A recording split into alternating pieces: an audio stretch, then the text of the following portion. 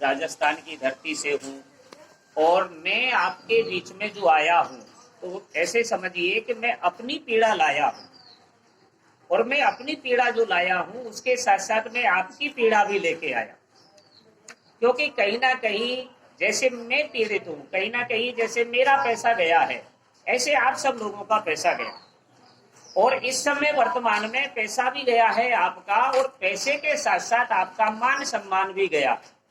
जैसे मेरा मान सम्मान गया है ऐसे आपका भी गया है। तो देखो कहते हैं ना कि एक तरीके से हमारा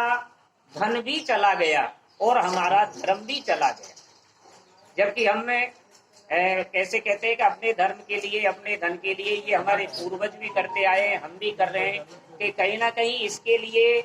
हमारे जो राजस्थान की जो धरा है उसमें तो यहाँ तक बताया गया है कि हमारे जो माननीय सम्माननीय महाराणा प्रताप थे, उन्होंने अपनी रक्षा के लिए, अपनी जनता की रक्षा के लिए, अपने मान सम्मान की रक्षा के लिए अपने घर तक को त्याग दिया और घास की रोटी खाकर भी उन्होंने अपने लिए लड़ाई लड़ी और वो इतनी लड़ाई लड़ी कि उन्होंने कभी मुगलों की अधीनता स्वीकार नहीं की।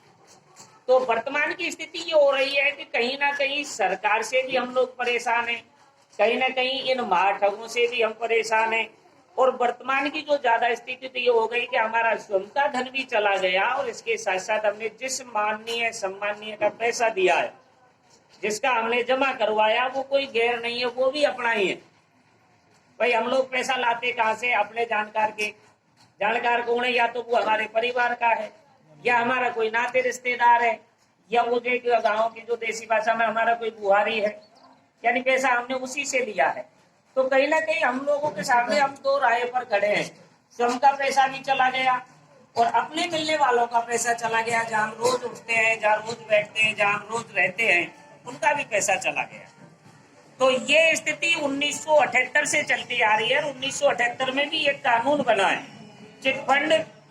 रोकथाम कानून है 1978 का, लेकिन उस कानून में ये व्यवस्था थी कि उसको रोक तो दिया जाता था, लेकिन वो पैसा कब मिलेगा इसकी उसमें कोई व्यवस्था नहीं। तो 1978 से चलते हुए उसके बाद भी दूसरे कानून आए। हमारे यहाँ एक देसी भाषा में भी हम लोग कहते हैं, गाँव में एक शब्द बना रखा है कि गणित का मैं एक शिक्षक रहा हूँ,